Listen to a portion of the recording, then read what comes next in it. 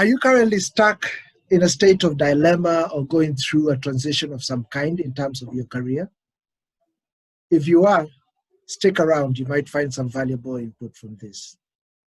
Before we begin, I'd like to ask you all to please take a moment, subscribe and sign to this channel and hit the bell button so that you're notified anytime we put some new videos. And with that, I would like to welcome every one of you to the AM Book Club, the book review edition. Today, we are privileged to have the author of the book that we'll be reviewing today called How to Design Your Career Game Plan. So Colleta is a career coach. Colleta Macharia is a career coach. She's also a trainer. And of course, she has also authored other books and she'll be telling us much more about them. And with that, I think let's all begin. So Colleta, karibu sana to the AM Book Club, the book review edition. Thank you very much, Andrew. And I like that you have said Colleta has authored other books. I think you're being prophetic because there are many more coming. Yes. Yes. But you had also a previous book, and maybe this can also be our starting point. This is your second book. Yes, it's my second book. Tell us a little bit briefly about the first book that you wrote, what it was about, and the title of the same. Thank you, Andrew. Thanks for having me here. It's my delight. And yes, that first book, sometimes I refer to it as, as half a book because it's really a short story. And the title is Until the Fat Lady Sings. And I wrote that in the year 2009. And someone encouraged me to publish it. And I thought, why not? So I went ahead and published it. Great. Yeah. So then that first book gave birth to this book that we're talking about, How to Design Your Career Game Plan. 10 years later. 10 years later, wow, okay. Yes. That's good. Yeah. I always like to understand sort of the backstory that led to sort of birthing this book. What led you to write it? And who is the audience that you sort of intentioned for this book? So I would like to say that what made me write this book was my own career dilemma, because as I allude to that in the book, especially in the introduction, that in 2004, I went to Burkina Faso. And of course, I didn't go alone. I went with my husband and children because my husband was posted to Burkina Faso to work there. And before I went to Burkina Faso, I was working as an accountant for an international organization. And I had met a lot of people from different parts of the world. I had interacted with people from West Africa. And so when this opportunity came, I approached a colleague and I said, hey, guess what? We'll be moving to your country and we are looking forward to it. What can you tell me about, living in that country as a foreigner? I know you are not a foreigner in your own country, but you're a foreigner here. And you know something about your own country, so tell me about it. And he said to me, oh, you will be a hotcake when you go to Burkina Faso. Because you're an accountant and all you need to do is learn French. And when you get there, you'll be a hotcake. Everybody will be wanting to hire you. And so that's how I went in, expecting to become a hotcake once I got there. And so we went and, settled down, kids. Our first son was of school-going age, so he went into school. The second born was about 11 months old, so I hang around with him at home. I actually did enjoy that time with him. My husband was settled in his job. But then there came a time that I started to get this nagging within, like, hey, it's been 6 months. You need to get out there and find a job. And so by that time I had, started learning French, and also I felt that, yeah, now I know a bit of French, a working knowledge. I can go out there and start applying for jobs. And I did. And the interesting thing is that this hotcake, I think me and my colleague, my former colleague who had said I would be a hotcake, we are the only ones who knew. that I was a hot cake. No one else. No one else.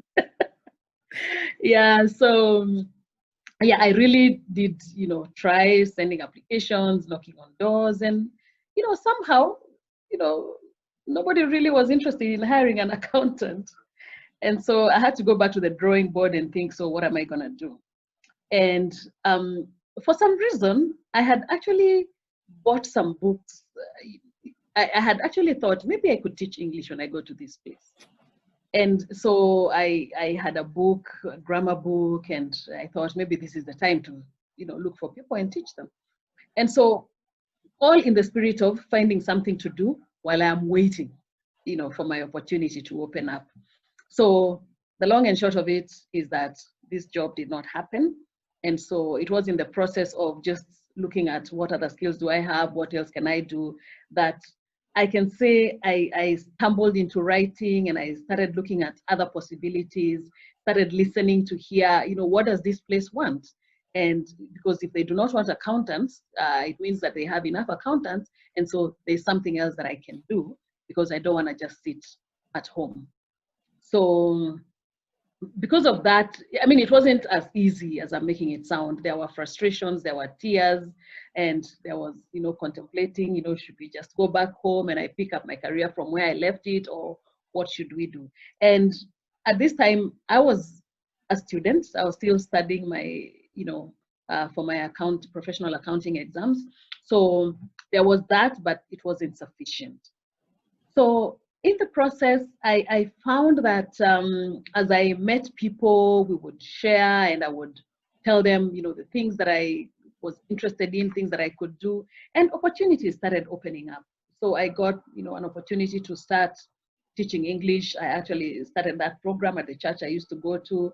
I got opportunities to speak at a Bible study that I used to go to. And so I found that these opportunities were allowing me to meet more and more people, and to learn more and more about the environment that I was in. And I just, found that I was getting confident, reaching out and offering my services. For a while, it was pro bono. I got into the board of the school that my son was going to. I met more people. And, I got an opportunity also at an NGO to volunteer doing translation. By this time, my French was good enough to translate documents from French to English, writing proposals. So stuff like that, just, opening after opening. And the interesting thing is that now in this one NGO that I was volunteering at, something opened up for a longer term kind of engagement. And I was asked if something I would be interested in. And of course, I was interested in it. It was a youth project supporting youth, to build skills through sports. But then as we were discussing, the contracting and all, it was time to move. And so, so my husband got another posting, and there we were packing and going off to Burundi. Wow. And so by the time we got to Burundi, I think I kind of had, a hang of how things would turn out there, because I felt like, yes, this thing is not as bad, because the kind of jobs that I had started doing, they were fun, and I didn't feel like, the pressure to find a job in accounting, because it turns out that interacting with people and, teaching and speaking was actually interesting. And so that's how I started to grow my other skills. I started to grow my writing skills. And actually, that's when I wrote Until the Fat Lady Sings, after we moved to Burundi. And I realized, hey, this thing can be a career. And as I started to meet people, of course, now paid opportunities started coming up, consultancies. So I somehow could, sort of trace a pattern of supporting myself, or of creating a portable career. And so in the process, I started helping other people who are accompanying spouses like me, who found themselves in a dilemma like that. And that's how I started, toying around with the idea of, I can support people. So with time, it grew. And then much later, several countries later, when we came back to Kenya, as I was reflecting on this experience, and by this time I'd already now gotten formal training as a coach, and I'd started taking a writing course. So I kind of was consolidating now my experience and adding on to that some knowledge and some skills. Then I thought, hey, this actually is looking like a pattern, because as I coach, we talk about these things. We talk about what you have, mining it, understanding yourself, and then putting it out there. So that's really, in a very long way, the way this book was born, because it was a compilation of my experience of helping other people, the experience of just tracing the patterns that come up when, in a coaching process for somebody who wants to transition or to build their career. And then I started writing the draft. Wow.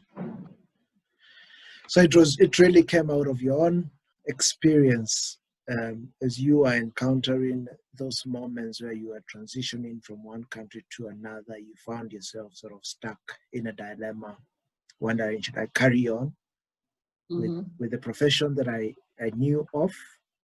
So it was actually quite interesting as I was listening to you.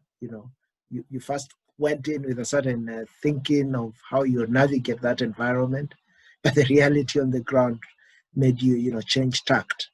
And it was out of those experiences that led you now to write this book. So I think this clearly now takes us along. Give us a brief summary. What is the book about? And what are the key ideas that you've been able to encapsulate in the book? Okay, so thanks again for that question. So as the name suggests, how to design your career game plan is a guide to help you design your career game plan. Nice. Yeah, so and it's about thinking through what are the considerations you make, because a career is a long-term thing. It's an investment of time and resources. It's building yourself over time, probably through a series of engagements or assignments that you take. And so it's not something that you just get into and start working on. Some people do that, you probably accidentally stumble on the thing that works for you. But I think just like you wouldn't want to, for example, engage in a game that seems like it has no rules or it has no considerations, it's just a hazard, or even watch if it's a football match where players are just running around throwing the ball, and there's even, you don't know, are they intending to score or what's happening, who is playing where, who's doing what.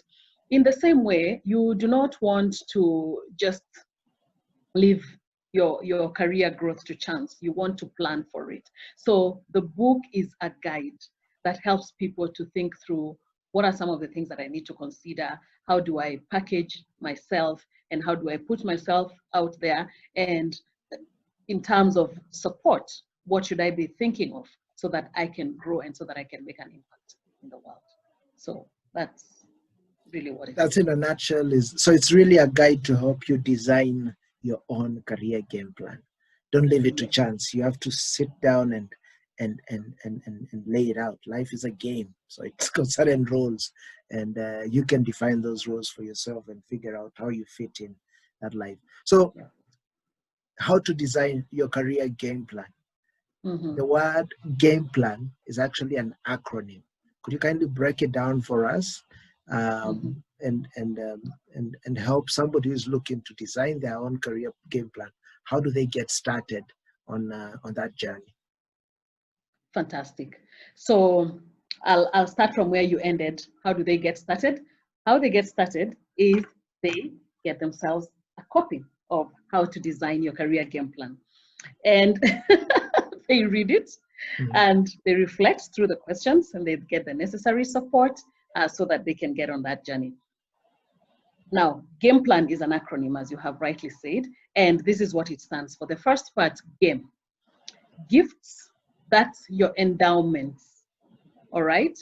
Your intelligences. I like the way Howard Gardner refers to what we possess in terms of, how the kind of activities, the kind of work that we gravitate towards, and even, that determines, to some extent what our learning style is and all that. And so the G stands for your gifts, your natural endowments. Some people will call them talents. And so that's what it is. And then A stands for your attributes. And attributes are those qualities, those traits, those, things that help you to bring your gift to fruition. And I'll give an example. I may be gifted in the area of, linguistics. I can write a good story and things like that. But then if I do not have the discipline to consistently stay on the task of writing, and if I do not have that persistence, all right, and if I do not have that quality of, say, taking feedback or handling rejection when I submit a story or when I submit a manuscript or whatever, then that gift of stringing those stories will never come to fruition because I do not have what it takes to work on it. So that is what I'm calling attributes. And then M stands for motivation, which is, the why. Why am I doing what I'm doing? And then E stands for experience. So that's the first part. And the second part, plan, P stands for your playground. Because when you have a game, then you need a playground to go play that game, right? And so the playground is that space, whether it's a sector, whether it is, a field of work, that's what your playground is. It could even, you could even think about it as, which geographical location do I want to work in, for example. And then L is for leverage. What's my advantage? What's my leverage? What are those things that I can latch on that will help me stand out? Okay. And then A stands for articulating your value.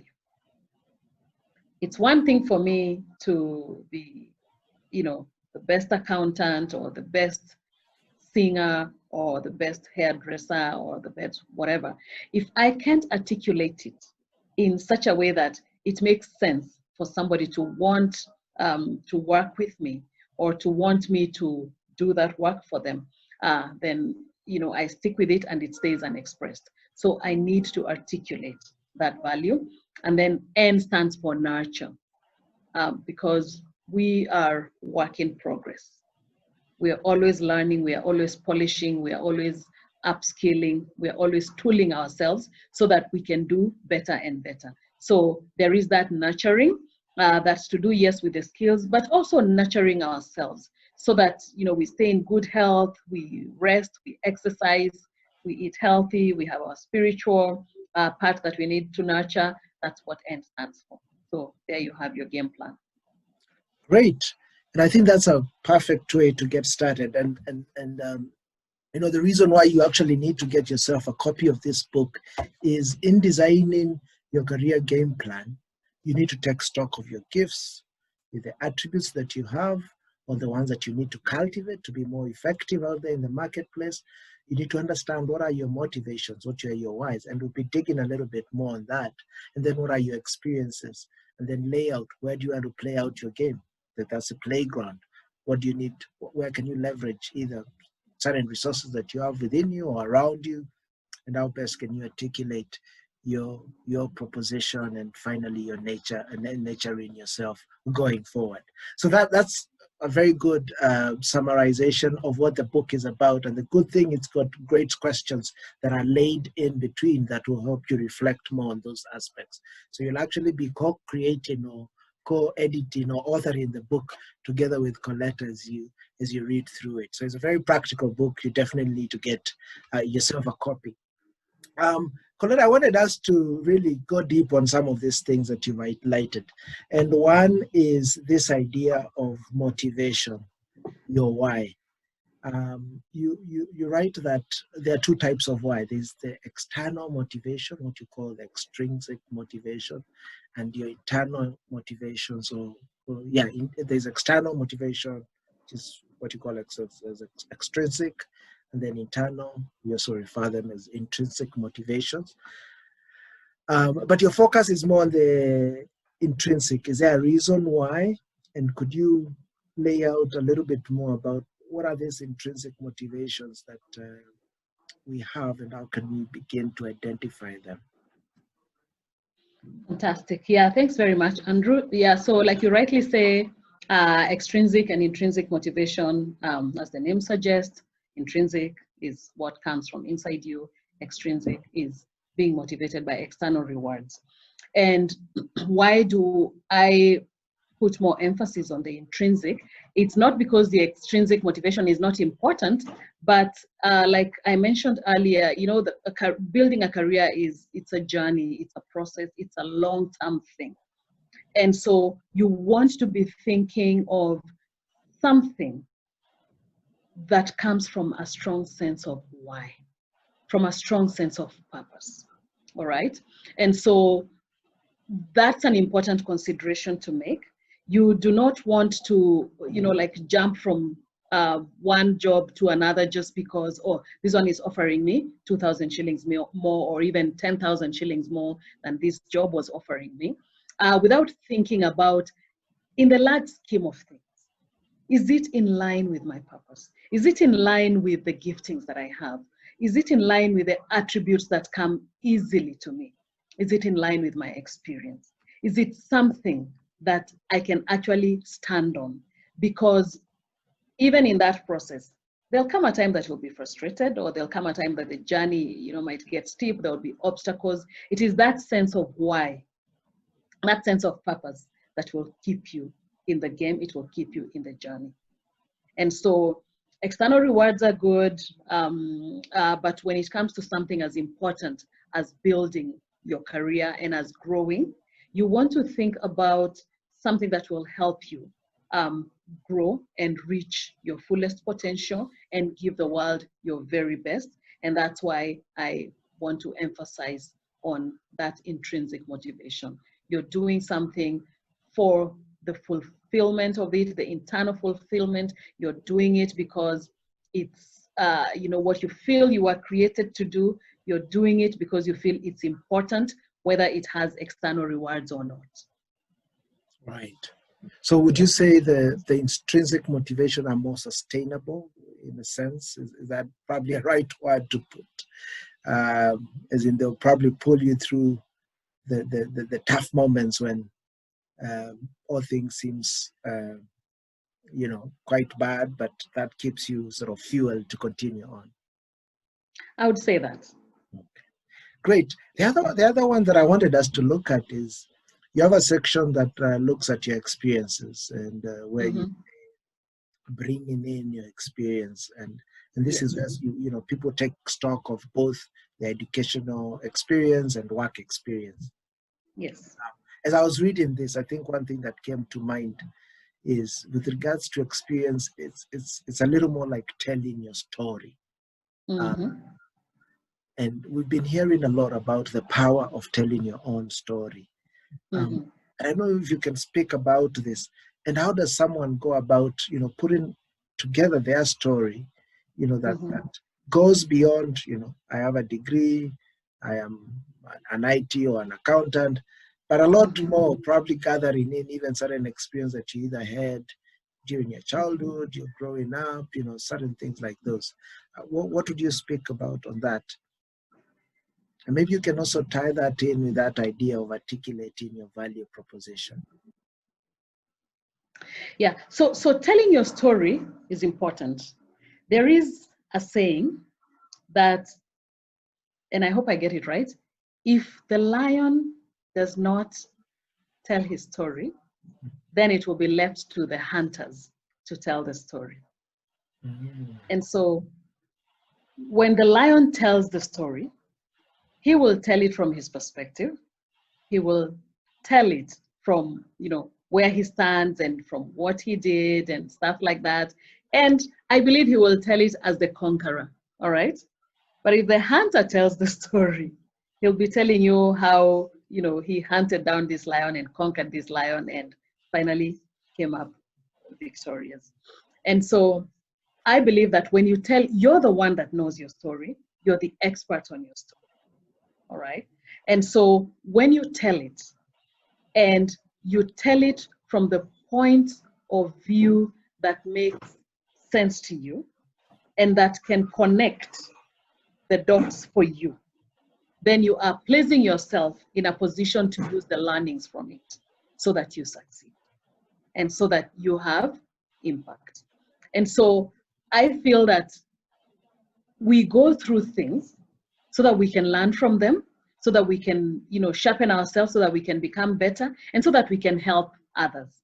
And so it helps to remember, it helps to pay attention to the things that we go through, whether they are good or whether they are bad, whether we are the ones that have brought them on ourselves or whether they are just circumstances that were not within our control. Because it is in looking at those that we learn, hey, I was resilient here because I went through ABCD. I got knocked down a little bit, but I was not out. I stood up and I did ABCD and I succeeded. And here I am today to tell the story.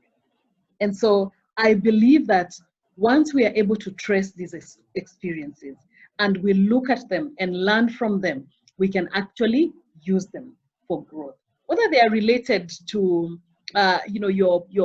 the professional work that you're doing at the office or not, you could find something to use for them. For example, if you are, what example can I give?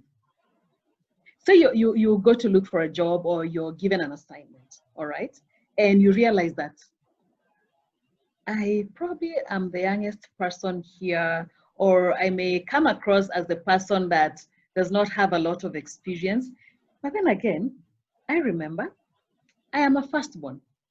I have been left in charge of my siblings, or I have been left in charge of the family business, or there are times that I have found myself taking responsibility for ABCD at home. And so what did I do in a situation like that when I had a big task ahead of me and I needed to do it? So you can call on those experiences and on those things that help you to rise up, or on those things that stretched you, and actually bring them to the workspace and succeed in the process. Wow, that's a great, and talking about just telling your story, I think this book is also you telling us your story and your experience of how you went about, crafting a career for yourself based on the circumstances you found yourself in. You are an accompanying spouse and you found yourself moving from one country or the other together with your family.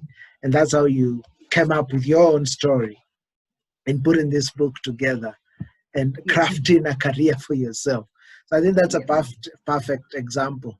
And I think you also shared a story, I think, in the book, and I hope I'm not giving too much away. I think there was a gentleman who, I think it was in reference to a lot of, university graduates when they graduate and they're asked about what are their experiences.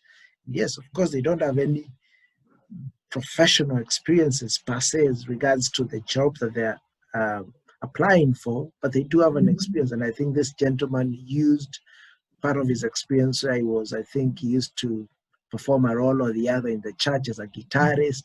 He was able to bring that in explaining some of the experiences that he brings to bear, similar to what you just shared, where if you're a firstborn and the like. So that's great. I think the other one that I would want us to look, which is quite important, I run a company and we're actually in the process of actually hiring people. The other day we were just discussing with one of my partners, and we were looking at, how are we going to evaluate these guys, beyond the technical skills. And, at that point we started discussing, who is this person that we feel, fits into our company. We actually wanted to actually put together a persona of the person that we feel, is the right person to bring on board. And that's when we started broadening our scope beyond the technical skills. And at that point, actually, I reached out to your book and said, okay, these are probably some good questions we can put out during the interview to gauge, because we wanted to even learn about the person. And in this regard, you make reference to Peter Drucker's book, titled The Practice of Management, where he says that in hiring a worker, one always hires the whole man, not just hire a hand. And that, brought home that idea of, when I'm bringing in, could be a developer or a sales lead, I really want to understand, what this person is all about. And I think those informs aspects, particularly around, performance management and motivation, um, and leadership skills and a host of other things, particularly. Mhm. Could you speak a little bit more about this idea of when you're hiring someone, you don't just hire a hand. It's not like a machine that you want to do ABC. Mhm. You hire the whole man.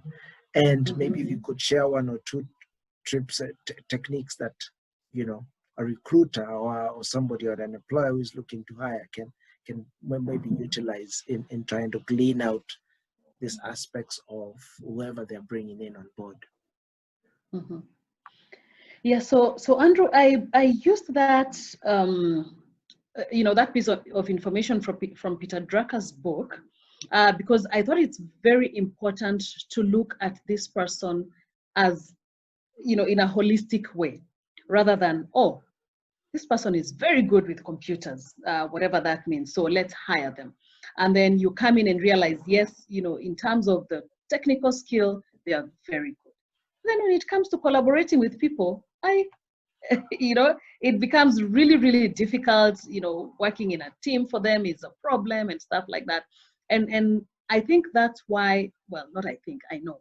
That's why, this term soft skills and 21st century skills or critical skills, they are increasing in importance. Now, those are the skills that are the higher order, cognitive skills are being rewarded a lot at the workplace.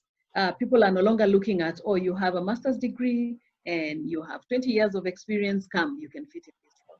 There's a lot about this person, that needs to be looked at to see, is this a good fit? And even for me as an individual, does my own mission align with the mission of this company, for example? um, are my objectives going to be clashing with the objectives of this organization? How am I going to give my best? What profile of a person does this company need? And so when Peter Drucker talks about, hiring not just the hand of this person, they're saying that we are calling it human resource. So before they are a resource, they are a human being. And Right. so let's think about what are the things that are going to be important for this person to give their best. How do we motivate them? How do we help them to feel that they belong in this place? So that was the point of view. And for me, it's as the person that's growing my career, I need to think of myself as a whole person, not just developing the technical skills, but developing myself all round in all the dimensions. My physical well-being, my spiritual well-being, my intellectual well-being and emotional, and even my social aspect. I need to bring my whole self here at work so that I can give my best to the organization. Wow. Quite well put. Thank you very much, Colleta. And as we wrap up, I think I wanted to ask you a little bit. Maybe this is also a bit more of a personal question for me, who is aspiring to be an author, and I guess it might probably help other people there. Tell us a little bit about your writing process, how you went about it, and maybe if there is one or two advice you could put out there for other aspiring authors out there. Mhm. Yeah, thanks. And kudos for being an aspiring author. I look Ready to forward to become reading your book yes. or books. Yeah.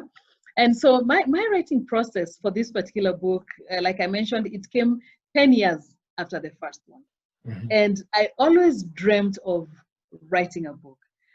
So when I first, after Until the Fat Lady Sings, I, I wasn't sure what exactly am I going to write about. Yeah, I thought I'm going to write another fiction story because I'm still very fascinated by fiction. I think writers of fiction are geniuses, being just able to craft a story, first of all, plot it and all that. I think it's just something that really fascinates me. So I do hope to still write some fiction stories. some time. But now with this one, I was thinking, what exactly am I going to write? So I started, I would write a piece, discard it, write something else, and, go chapter 1, 2, 3, and then I realized, I'm not sure where this is going, and then I would discard it. And I also did have some experiences that, were not very encouraging, just with regard to feedback from Until the Fat Lady Sings. And so it put me in a state of, I wanted to write. I wasn't sure exactly what I was going to write or how I was going to do it. But then I kept at it. I wrote, devotionals. I wrote short pieces. I blogged just a little bit. But then in 2019, 2019, that was last year. As a family, we had just gone through, a sad time. We had sadly lost our dad in December 2018, and it was a very reflective time. It was a time I was thinking about life and what's the significance of it, and when my time comes, what am I gonna leave behind, and am I gonna go with dreams that have not actually been put out there? And so it was during that time that I don't know, I just picked up and I said, I'm gonna go on this project and I'm gonna write this book that I've always wanted to write. And I started it and I said, just like you said, telling your story, talking about your stories. And I thought, if nothing else, I'm gonna share this experience of mine. And the moment I started writing, things just started to fall into place, because as I thought about my career dilemma and other people's dilemmas that I had observed and how we had worked together in a coaching process, things started to fall into place. And so I must say that, in 2019, when I sat and I started the first draft, it took me a very short time. I want to say, I don't even think it was a month. It was probably something like 3 weeks or something like that. So I just wrote the first draft, just putting things on paper. And then I shared it with a couple of people who are very close to me. And I said, what do you think? So initially, I thought it was just going to be maybe an ebook that, I'll just write and share with people. And so when these, I'll call them my mentors actually, when they saw it, they asked me, hey, don't you think you have something good here? Why do you want to make it just a tiny little ebook? Develop it and then put it out there and actually sell it. So I got really motivated by that feedback. And so I sat down and I wrote the second draft. And this time round, I had quite a lot of confidence and I shared it with those two mentors and I added other people and I said, take a look at this. Now, this time round, I was thinking in terms of, so this person has experience in this area, this person, has written something, and so let me share with them and hear what their feedback is going to be. So that's how the developmental process worked. And when they gave me the feedback, it was encouraging and it was also daunting. And because, these are people who the experience, they know what they're doing and they are thorough. So they actually went through that draft and, wrote, I think one of them gave me like 2 or 3 pages of feedback. Okay. So pay attention to this. That's being thorough. That is being thorough, I tell you. Pay attention to this. Scrap this part, it's not necessary. And, why do you think it's important to add this? What do you mean by writing this? And, all that stuff. And I can say it's kind of, it was kind of daunting. And I just put it aside for maybe another month. I did not touch that draft.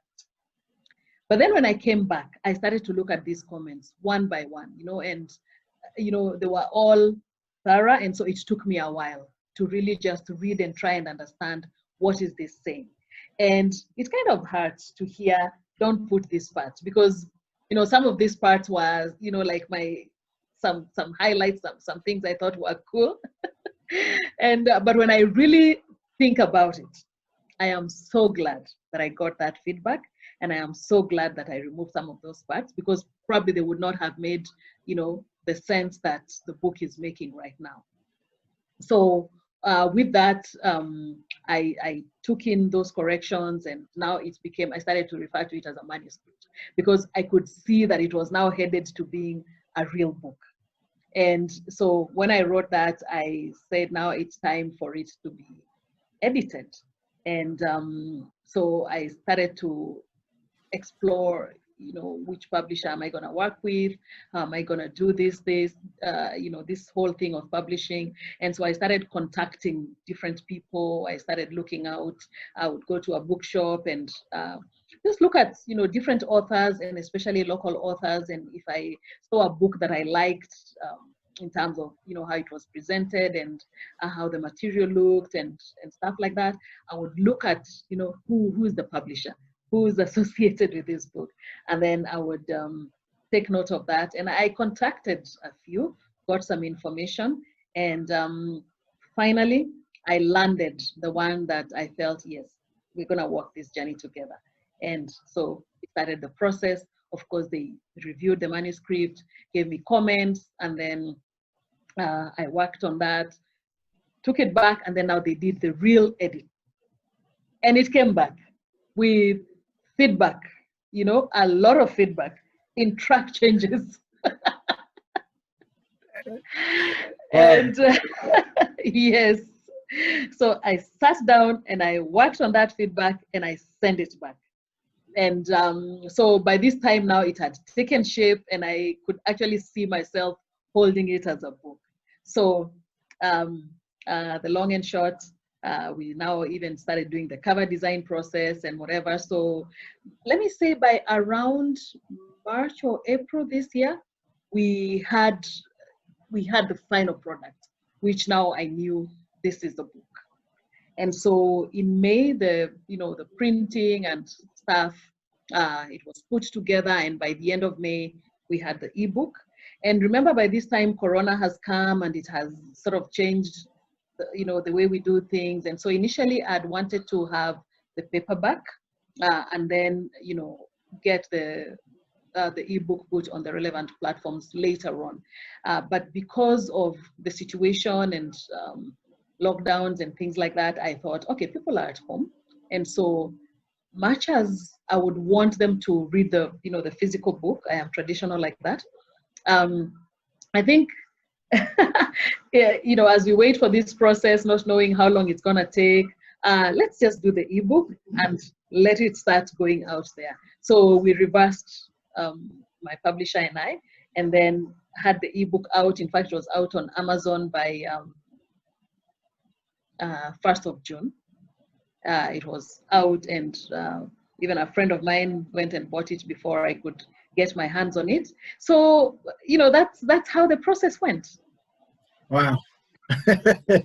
It's quite intense, but I guess it was a great sort of learning experience, because I guess that was sort of the first formal process that you followed through almost to the T, in terms of first having your mentors review it, and it's great you have great mentors that are very thorough. They just didn't do a quick glance and say, oh, kudos, this is somebody who really went intently and was able to find areas that they could provide feedback and comment. That was quite helpful. And then finally getting the manuscript, getting a publisher, getting the feedback from them, making the changes, and then finally doing both hard copy and e-copy. So as we finalize this, maybe you can tell us where people can reach you. If there are other services that you still offer, and also where they can get a copy of this book, for them to purchase it and dig into it. Thanks very much. So the book is available at rafu.com, www.rafubooks.com website, and there are details also on how you can reach me. And I also have an email address, gameplan@colletamacharia.com. That's also another way that people can get in touch with me, and we can organize to get them the book. And since this book was launched, there has been quite a lot of interest. And what's been happening is that someone reads it and they think, oh, this is a fantastic book. I need to get copies for my staff, or I need to get copies for my children or for my nephews or for my mentees and things like that. So people have been coming, and in the process, I have gotten requests to offer training so that I can help people kickstart the process of designing their career game plan. So as a result, I have created a masterclass that goes with the book. And for more information on when we have the next one, people can get in touch at gameplan@colletamacharia.com, and we can organize for them coming for the masterclass. So Great stuff. Yeah. So other services I'm offering. Sorry. Sorry about that. Yeah. So you had asked about what else I'm doing. So I am offering career coaching and leadership coaching and training in these critical skills. And I'm also still writing. So there's another book that's coming up very soon. Good stuff. As Miles Monroe says, we all have a book in us. And it would be great to ensure that we don't die with our books. We don't die with those great inventions, those great businesses. Yeah. We need to ensure we put those out the little time that we have on this planet Earth. So thanks a lot, Colleta. So we'll put all that information on the description down below. We'll put both our contacts and email, and where you can actually get yourself a copy. I did get myself, I actually bought both the e-copy that is on Kindle version that I bought for myself, and I bought the hard copy for my niece, and it's actually quite, it is autographed. I did end up actually making use more of the hard copy because I had to underline, I had to fill out a number of things. It's actually quite worn, but still a valuable copy. It's still in good condition. I'm sure she'll make good of use of it as she's about to transition into college. And that, I think that's probably the perfect time to start reading this and consuming this kind of information. So thank you very much, Colleta, for the time that you've given us to go through and review this book. It's got great, valuable information. I'll also put a link to the blog post review that I did of the same. You can get quite a succinct summary of what the contents of the book. But don't just take that.